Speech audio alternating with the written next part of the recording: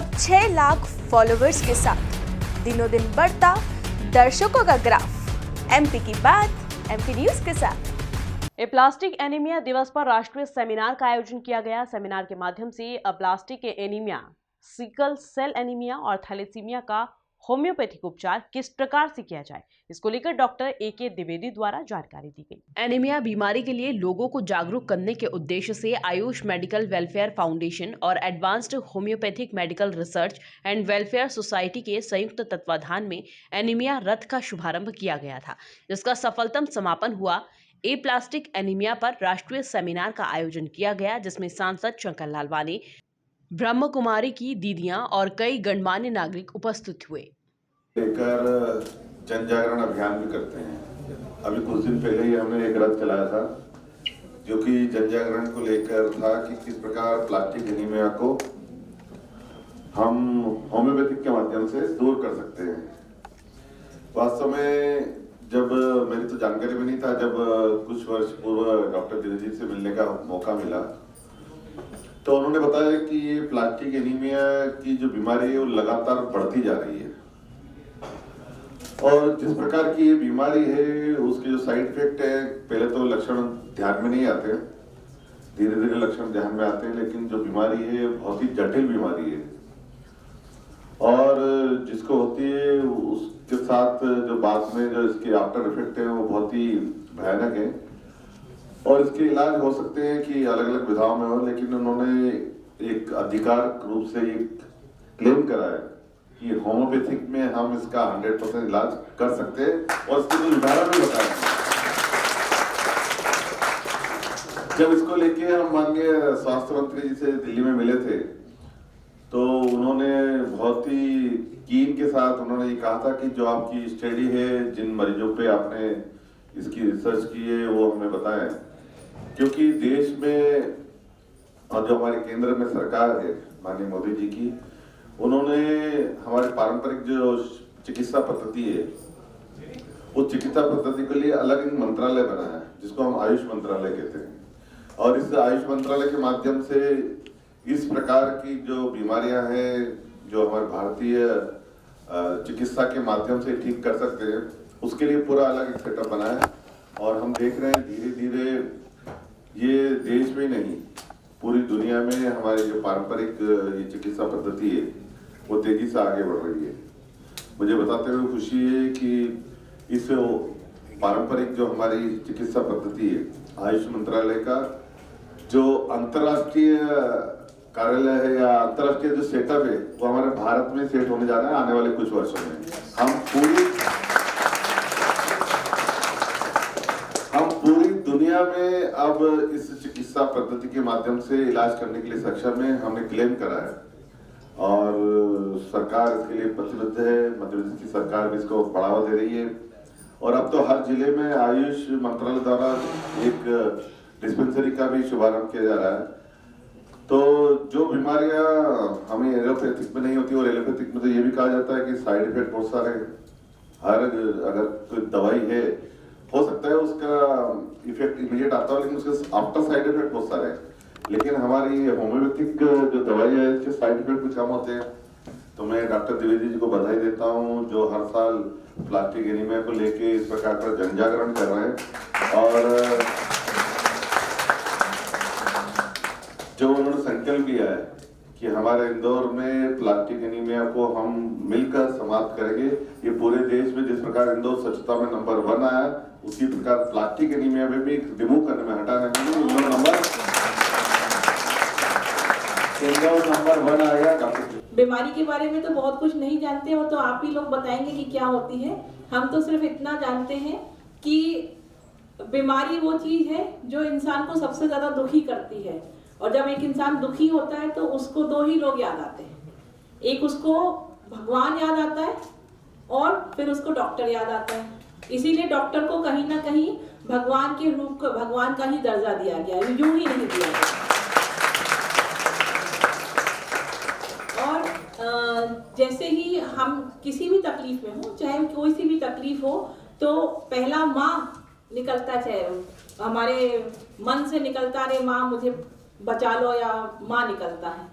और फिर माँ ही हमको लेके जाती है डॉक्टर के पास में, और फिर वो डॉक्टर जब हमारा नाड़ी पकड़ करके हमको देखता है।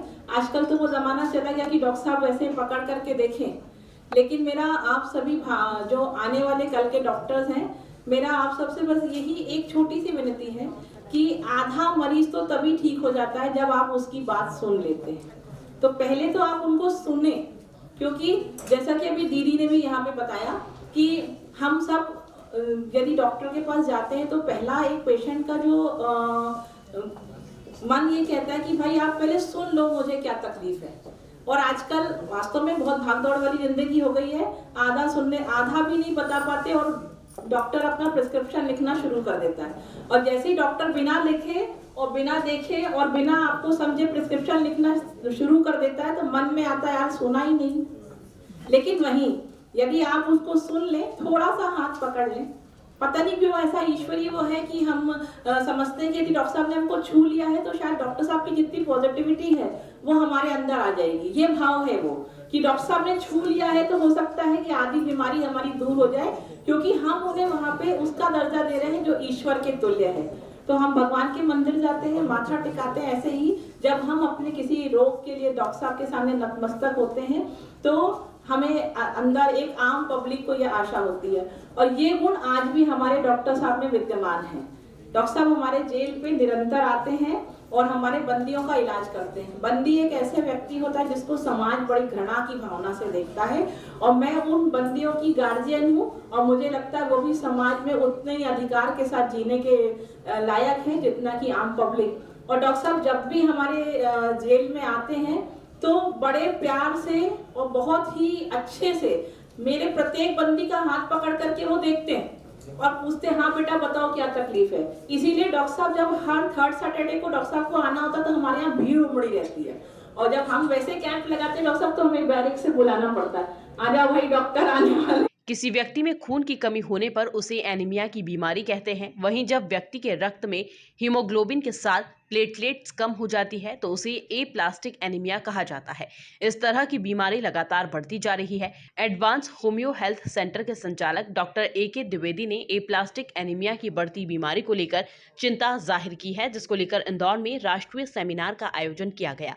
सेमिनार के माध्यम से डॉक्टर AK द्विवेदी ने बताया कि किस प्रकार होम्योपैथी से एनीमिया का उपचार किया जाता है। आज अप्लास्टिक एनीमिया अवेयरनेस डे है। इस खास दिवस को हमने बहुत खास तरीके से मनाने का संकल्प लिया है।